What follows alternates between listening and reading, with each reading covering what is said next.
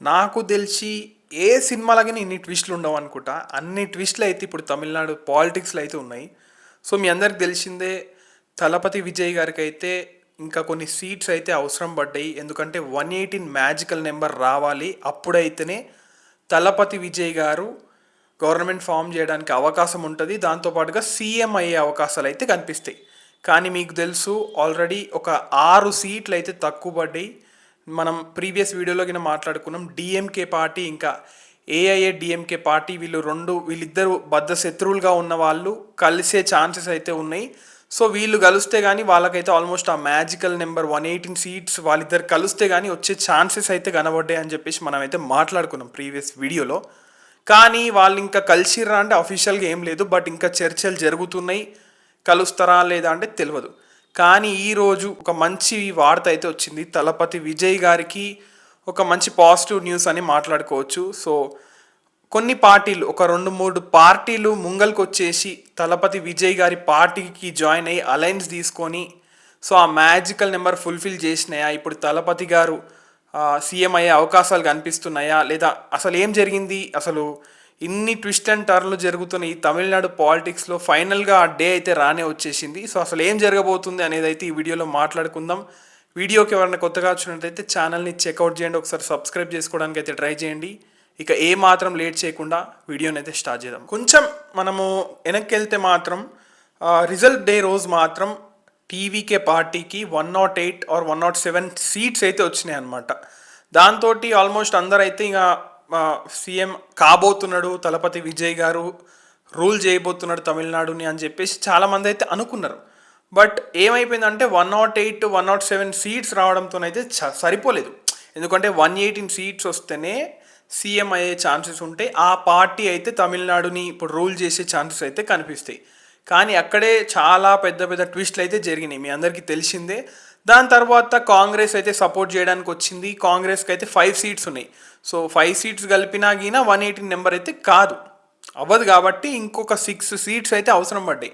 Almost 24 hours నుండి ఇదే జరుగుతుంది. అసలు ఏమవుతుంది అసలు, ఎందుకంటే ఒకవైపు ఏమో DMK party, AIA DMK party ఏమో వాళ్ళిద్దరు కలిస్తే ఆ మ్యాజికల్ నెంబర్ కొట్టేసి వాళ్ళు రూల్ చేయడానికి అయితే చూస్తున్నారు అని చెప్పేసి అట్లా న్యూస్లు వచ్చినాయి. బట్ అది ఎక్కడికి ముందరికి వెళ్ళలేదు. కానీ ఇక్కడేమో తలపతి విజయ్ గారేమో స్టక్ అయిపోయినారు. ఎందుకంటే ఆ 118 మ్యాజికల్ నెంబర్ కావాలంటే ఆల్రెడీ కాంగ్రెస్తో చేరిండ్రు. కాంగ్రెస్తో అలయన్స్ తీసుకున్నప్పటికీ 118 నెంబర్ రావట్లేదు. సో ముందైతే అనుకున్నారనమాట, టీవీకే పార్టీతోని ఏఐడిఎంకే పార్టీకిన కలుస్తుంది అని చెప్పేసి అనుకున్నారు. మేబీ అది కలిసి ఉంటే చాలా లార్జ్ నెంబర్ అయ్యేది, మంచిగా చాలా హ్యూజ్ అయిపోయేది. కానీ అట్లా కాలేదు కదా, ఓన్లీ కాంగ్రెస్ మాత్రమే కలిసింది టీవీకే పార్టీతోని. ఎందుకంటే ఇక డిఎంకే పార్టీ ఏదైతే ఉందో, ఏఐడిఎంకే పార్టీ ఇంకా డిఎంకే పార్టీ వీళ్ళిద్దరు కలిసేసి ఏమో చర్చలు పెట్టుకొని వీళ్ళిద్దరం కలుద్దాం, మనం కలిసి రూల్ చేద్దాం అని చెప్పేసి అట్లా వార్తలు అయితే వచ్చినాయి. అందుకే తలపతి విజయ్ గారికి ఆల్మోస్ట్ నాకు తెలిసి ఇప్పుడు పడ్డంత స్ట్రెస్ ఎప్పుడు పడకుండొచ్చు. ఎందుకంటే రీసెంట్గా ఈరోజు మధ్యాహ్నం టైంకి అయితే ఒక న్యూస్ వచ్చింది. ఏంటంటే డిఎంకే పార్టీ ఇంకా ఏఐడిఎంకే పార్టీ వీళ్ళిద్దరు కానీ కలిసి తమిళనాడు రాష్ట్రాన్ని రూల్ చేస్తే మాత్రం మా 108 ఎమ్మెల్యేస్ అందరూ రిజైన్ చేస్తారు అని చెప్పేసి అయితే ఒక వార్త అయితే బయటికి వచ్చింది. సో అసలు ఏమవుతుంది, అసలు ఇట్లా జరుగుతుంది ఏంది మొత్తం తమిళనాడులో. ఎందుకంటే తెలంగాణలో ఆంధ్రలో అయితే ఇప్పుడు ఇట్లా కాలేదు నాకు తెలిసిన కాడికి. ఎందుకంటే ఆల్మోస్ట్ నాకు తెలిసిన కాడికి అయితే ఒకటే సైడ్ స్వీప్ కొట్టేస్తుంది మొత్తం. కానీ ఇట్లా సగం వచ్చి ఇట్లా చిక్కులు అయితే మన తెలంగాణలో కానీ ఆంధ్రప్రదేశ్లో ఎప్పుడు కాలేదు. అందుకే తమిళనాడు ఎలక్షన్స్ అనేది చాలా చాలా ఇంట్రెస్టింగ్గా మారినాయి. సో అసలు ఇప్పుడు ఏమైంది మరి, సడన్గా అసలు ఆ బిగ్ డే వచ్చేసింది, అసలు అందరూ హ్యాపీగా ఉన్నారు, టీవీకే పార్టీ చాలా హ్యాపీగా అయిపోయింది. అసలు ఏ పార్టీలు టీవీకే పార్టీతోని అలయన్స్ తీసుకునేవి ఇప్పుడైతే మాట్లాడుకుందాం. ఇంత దాకా వచ్చినాక ఇక ట్విస్ట్ ఎందుకులే కానీ, ఆల్మోస్ట్ ఇప్పుడు టీవీకే పార్టీ అయితే ఆ మ్యాజికల్ నెంబర్ కోసం చాలా రోజుల నుంచి వెయిట్ చేస్తారు. ఎందుకంటే పోలింగ్ డే నుండి, అంటే ఆ రిజల్ట్ డే నుండి అయితే ఉందన్నమాట. ఇంకా ఈ 10 సీట్స్ ఎట్లా తెచ్చుకోవాలని చెప్పేసి ఉన్నది. కాంగ్రెస్ గెలిచిన తర్వాత కానీ ఇంకా 6 సీట్లు అయితే పెండింగ్ ఉన్నాయి. 6 సీట్లు వస్తేనే సీఎం అయ్యే ఛాన్స్ ఉంది, టీవీకే పార్టీ రూల్ చేసే ఛాన్స్ అయితే ఉంది. ఇప్పుడైతే ఆల్మోస్ట్ తలపతి విజయ్ గారు వెయిట్ చేస్తున్న ఆ మ్యాజికల్ నెంబర్ అయితే వచ్చేసింది అనమాట.